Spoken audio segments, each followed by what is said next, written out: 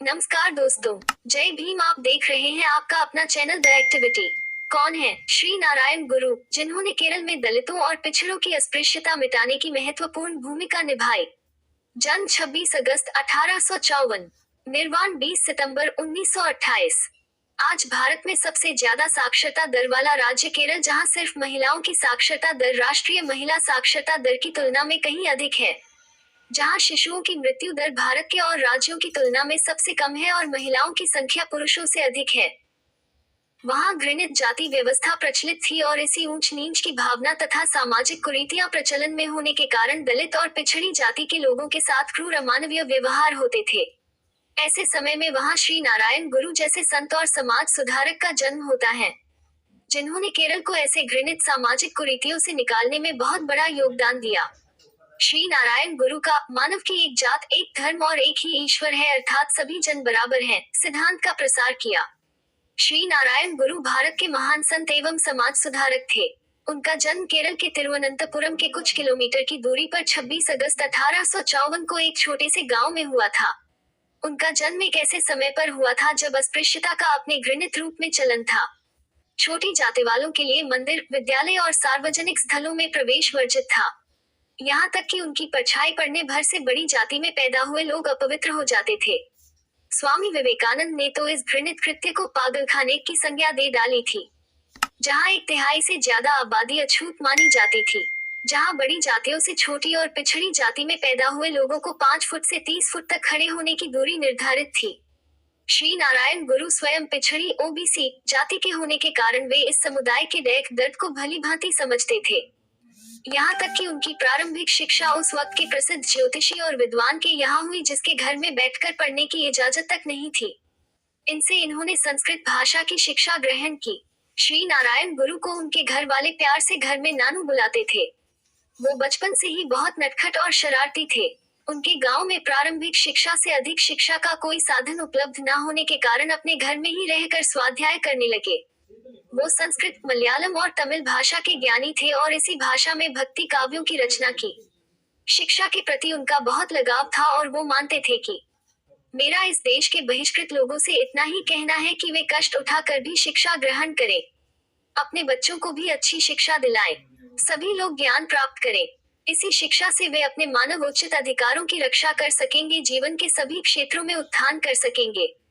अंधविश्वास और अंधश्रद्धा से लड़ने की ताकत भी हमें शिक्षा और ज्ञान से ही प्राप्त हो सकती है।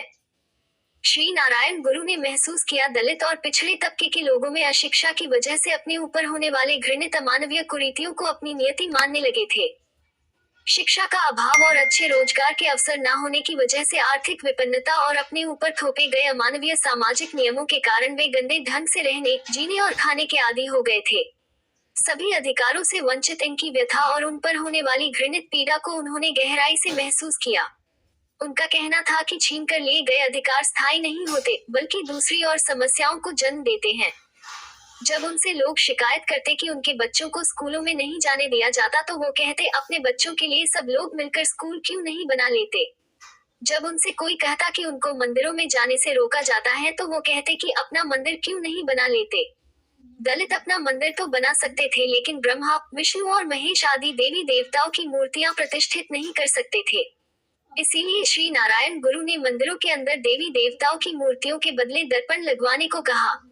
उनका विश्वास था कि मनुष्य स्वयं परमात्मा है और मानव मात्र की सेवा करके ही देवत्व को प्राप्त किया जा सकता है। श्री नारायण गुरु ने श्री नारायण धर्म परिपालन योगम का गठन किया, जिसने मंदिरों में दलितों के प्रवेश अधिकार को लेकर आंदोलन शुरू किया। एक बार महात्मा गांधी वैकुंठ सत्याग्रह संबंध में श्री नारायण गुरु से मिलने शिवगिरी आए। दोनों के बीच बहुत लंबी बातचीत हुई।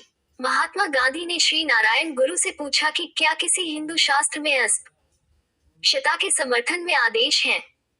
महात्मा गांधी यह भी जानना चाहते थे कि दलितों की अस्पृश्यता मिटाने के लिए और क्या करना चाहिए, और आखिर में उन्होंने पूछा कि क्या हिंदू धर्म में विभिन्न जातियों का होना प्रकृति के नियमानुसार नहीं है। महात्मा गांधी ने इसकी पुष्टि के लिए एक पेड़ के छोटे और बड़े पत्ते का उदाहरण दिया। श्री नारायण गुरु ने महात्मा गांधी के सारे प्रश्नों का एक एक करके उत्तर दिया। उन्होंने कहा कि कोई भी हिंदू शास्त्र अस्पृश्यता का समर्थन नहीं करता है। अस्पृश्यता मिटाने के लिए और दलितों की उन्नति के लिए उन्हें शिक्षा और धन की आवश्यकता है। मेरे द्वारा स्थापित मंदिर में कोई भी आ सकता है। श्री नारायण गुरु ने वर्णाश्रम व्यवस्था के तहत विभिन्न जातियों को अस्वीकार किया और उन्होंने कहा कि पेड़ के छोटे या बड़े पत्तों में एक ही रस होता है, अर्थात वह हम एक हैं, एक ही जाति हैं। श्री नारायण गुरु से मिलने के बाद महात्मा गांधी ने लिखा, अति सुंदर ट्रावनकोर रियासत का भ्रमण और आदरणीय श्री नारायण गुरु से मुलाकात मेरे जीवन की अति सौभाग्यशाली घटनाओं में से एक है। विश्वविख्यात कवि, साहित्यकार, दार्शनिक और भारतीय साहित्य के नोबेल पुरस्कार विजेता रविंद्रनाथ टैगोर ने श्री नारायण गुरु के बारे में कहा था कि मैंने विश्व के विभिन्न स्थानों की यात्रा की है। इन यात्रा के दौरान मुझे अनेक संतों और विद्वानों के दर्शन करने का अवसर मिला है, लेकिन मैं यह स्पष्ट रूप से स्वीकार करता हूँ कि मुझे अभी तक कोई भी ऐसा व्यक्ति नहीं मिला जो केरल के स्वामी श्री नारायण गुरु से आध्यात्मिक रूप से अधिक महान हो अथवा आध्यात्मिक उपलब्धियों में उनके समकक्ष भी हो। श्री नारायण गुरु ने अपने कार्यक्रमों और उपदेशों से केरल की दलित और पिछड़े वर्ग के लोगों में आत्मविश्वास और आत्मनिर्भरता पैदा की। इन्हीं के प्रयत्नों से केरल में दलित जातियों के लिए मंदिरों के द्वार खोल दिए गए और कुछ समय बाद कानून भी पारित कर दिया गया। श्री नारायण गुरु फरवरी 1928 में अचानक अस्वस्थ हो गए।